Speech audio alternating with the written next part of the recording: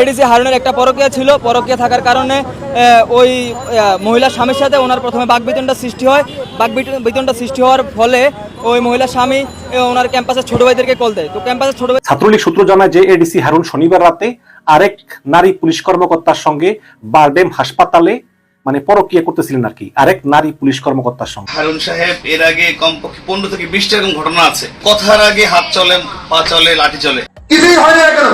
বঙ্গবন্ধু তরুণাময়ের প্রধানমন্ত্রী এখনো রাষ্ট্র ক্ষমতায় আছে, কোনোভাবে সঞ্চিত হবার কোনো কারণ নাই। গতকাল ছাত্রলীগের কেন্দ্রীয় শাহবাগ থানায় এক এডিসি তুলে নিয়ে যে তাদের 5টির মতন দাঁত তুলে দিয়েছে। তার একটা ব্যক্তিগত কারণের জেরে আসলে ঘটনা ঘটিয়েছে। এই বিষয়টাকে আসলে পুলিশের কি পোশাকের পাওয়ার ইউজ করার কোনো বিষয়টা প্লিজ ওইভাবে নেবেন না। এটা যে করেছে। আসসালামু আলাইকুম, আপনার সবাই কেমন আছেন? আশা করছি সবাই ভালো আছেন। আমি আপনার কাছে দেখাবো ছাত্রলীগের 2 নেতাকে ফেটালেন এডিসি হারুন, কিন্তু কেন ফেটালেন এবার বের হয়ে এলো তার আসল কারণ। আর এইদিকে এডিসি হারুনের শাস্তির বিষয় নিয়ে এবার মুখ খুললেন স্বরাষ্ট্রমন্ত্রী, যা আপনারা শুনলে অবাক হয়ে যাবেন। তো আজকের ভিডিওগুলো অত্যন্ত গুরুত্বপূর্ণ। তো আমি আশা করবো যে আপনারা এই সম্পূর্ণ ভিডিওটি দেখবেন, আর এই সম্পূর্ণ ভিডিওটি দেখলেই বিস্তারিত জানতে পারবেন। আর এই ভিডিওটি দেখানোর আগে আপনাদের কাছে আমার ছোট্ট একটি রিকোয়েস্ট, আপনারা যদি আমার চ্যানেলে নতুন হয়ে থাকেন তাহলে নতুন আপডেট নিউজ সবার আগে পেতে আমার এই চ্যানেলটি সাবস্ক্রাইব করে আমার সাথেই থাকুন। আর এখন চলুন কথা না বাড়িয়ে প্রথম আমরা দেখে আসি ছাত্রলীগের 2 নেতাকে কেন ফেটালেন এডিসি হারুন, সেই ভিডিওটি। এডিসি হারুনের একটা পরকীয়া ছিল। পরকীয়া থাকার কারণে ওই মহিলার স্বামীর সাথে ওনার প্রথমে বাকবিতণ্ডা সৃষ্টি হয়।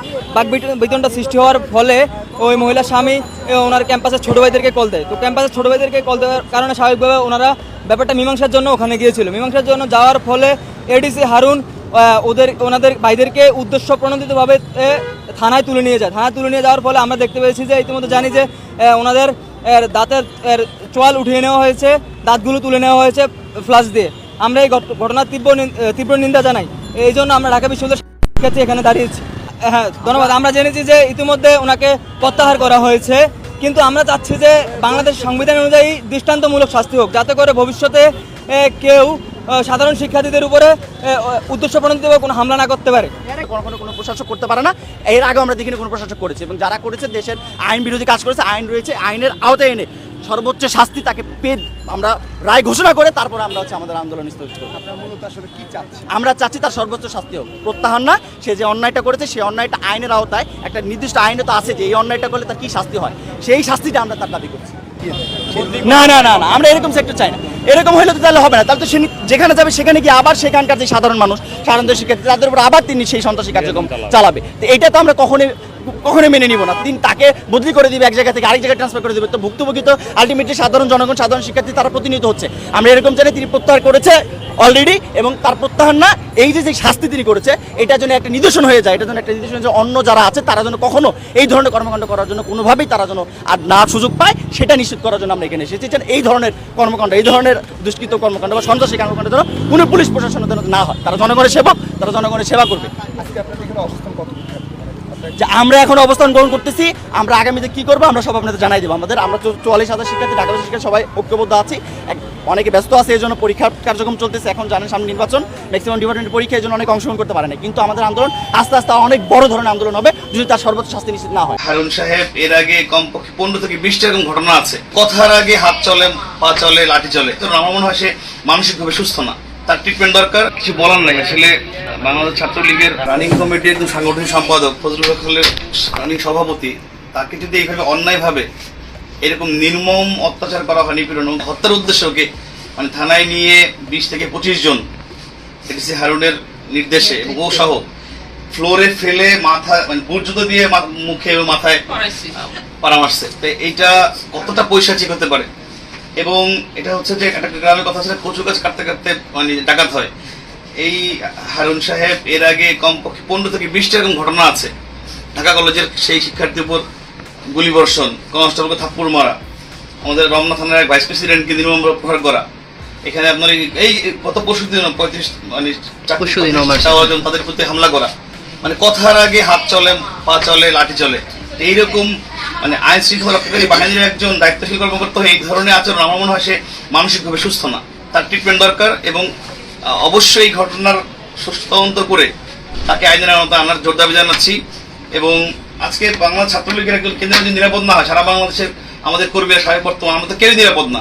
তো অন্যায় করে যেন কেউ পার না পায়, আমি এটা আমাদের মাননীয় প্রধানমন্ত্রী দেশরত্ন শেখ হাসিনার মমতাময় মায়ের দৃষ্টি আকর্ষণ করছি। আমার ছাত্রলীগের আশ্রয়স্থল, তিনি যেন এই ঘটনার সঠিক ন্যায্য যেটা সেই বিচারটা করেন এবং একটা বার্তা যেন দেন যে অন্যায়ভাবে এইভাবে কারোর প্রতি হামলা করে কেউ যেই হোক আইনের মধ্যে কেউ না যেন পার না পায়, এটাই চাও। কিছুই হয়নি এখনো। বঙ্গবন্ধু তরুণায় মাননীয় প্রধানমন্ত্রী এখনো রাষ্ট্রীয় ক্ষমতায় আছে, কোনোভাবে সঞ্চিত হবার কোনো কারণ নাই। দর্শক, মধ্যরাতের গরম খবর, কেন্দ্রীয় ছাত্রলীগের 2 নেতাকে পেটালেন এডিসি হারুন। আপনারা জানেন যে এডিসি হারুন, তিনি রমনা বিভাগের এডিসি হারুন, তিনি একজন স্যাডিস্ট এবং এই এডিসি হারুনের বিরুদ্ধে বিএনপি, জামাত, ছাত্র অধিকার পরিষদ সহ যারাই সরকারের বিরুদ্ধে আন্দোলন করে তাদেরকে তিনি নির্দয়ভাবে পেটান এবং সর্বশেষ তিনি সুপ্রিম কোর্টের ভিতর সাংবাদিকদেরকে চরমভাবে পিটিয়েছেন। এবং এতকাল তিনি পেটালেও ছাত্রলীগ এবং আওয়ামী লীগ দাঁতকে লিয়ে হাসতো, কারণ তিনি আসলে বিরোধীদেরকে পেটাতেন। কিন্তু এবার তিনি ছাত্রলীগের 2 কেন্দ্রীয় নেতাকে এমন ভাবে পিটিয়েছেন, দর্শক দেখার মতো না। প্লাস দিয়ে দাঁত উপরে উপরে ফেলেছেন, একটারও সামনে দাঁত নাই। এইসব ছবি ফেসবুকে দেওয়া যায় না। আমরা বাঙালিরা মুসলমান, সেটা নিয়েও আমাদের এখনো এই বিতর্ক অমীমাংসিত।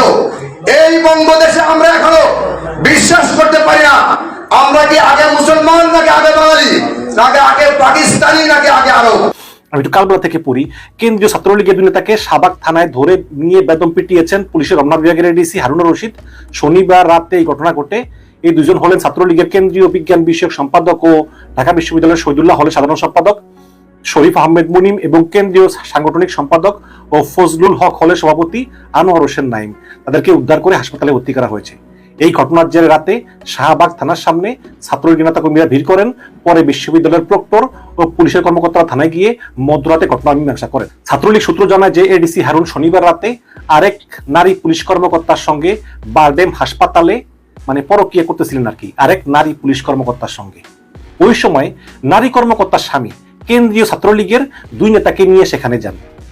ওই নারী কর্মকর্তার স্বামীও একজন সরকারি কর্মকর্তা এবং ওই স্বামীর সঙ্গে এডিসি হারুনের বাকবিতণ্ডা হয়। পরে এডিসি হারুন 2 কেন্দ্রীয় ছাত্রলীগ নেতাকে শাহবাগ থানায় তুলে নিয়ে অমানসিক নির্যাতন করেন। দর্শক, ফেসবুকে আপনারা ছবি দেখলে আমি আমার ফেসবুকে দেবো না, এগুলো দেখার মতো না। একদম সামনে কারো সামনে দাঁত নাই, কোনো দাঁত নাই, সব দাঁত তুলে ফেলেছে। গতকাল ছাত্রলীগের কেন্দ্রীয় 2 নেতাকে শাহবাগ থানায় এক এডিসি তুলে নিয়ে যে তাদের 5টির মতন দাঁত তুলে দিয়েছে। তার একটা ব্যক্তিগত কারণের জেরে আসলে এই ঘটনা ঘটিয়েছে। এই বিষয়টাকে আসলে পুলিশের কি পোশাকের পাওয়ার ইউজ করার কোনো বিষয়টা প্লিজ ওইভাবে নেবেন না। এটা যে করেছে পুলিশ হোক যেই হোক, যে অন্যায় করে তার শাস্তি অবশ্যই হবে। এটা আপনারা, এবং কেন করেছে কি করেছে আমরা তাকে জিজ্ঞাসা করি। যা তার এই ভুল কর্মকাণ্ডের জন্য তাকে জবাবদিহি করতে হবে। বিভিন্ন সময় ব্যবসায়ী থেকে শুরু করে সহকর্মীদেরকে সে গায়ে হাত তুলেছে, এখন পর্যন্ত আসলে তাকে কোনো ধরনের বিচারের সম্মুখীন হতে হয় নাই। আমাদের কাছে এই ঘটনাটাকে প্রথম উল্লেখযোগ্যভাবে আসছে, আমরা এটা দেখে নিই, আমরা এটা নিয়ে আমরা কাজ করছি। অবশ্যই আপনারা তার অন্যায়, যতখানি অন্যায় করছে সেই ধরনের পানিশমেন্ট সে পাবে। তো আমি আশা করছি যে আপনারা সব ভিডিওটি দেখেছেন। আপনাদের যদি বিষয়টি নিয়ে কোনো মতামত থাকে আমাকে অবশ্যই কমেন্টে জানাবেন। আর আপনারা যদি আমার চ্যানেলে নতুন হয়ে থাকেন তাহলে আমার এই চ্যানেলটি সাবস্ক্রাইব করে আমার সাথেই থাকুন। তো দেখা হচ্ছে পরবর্তী ভিডিওতে। সে পর্যন্ত সবাই ভালো থাকবেন, সুস্থ থাকবেন। আল্লাহ হাফেজ।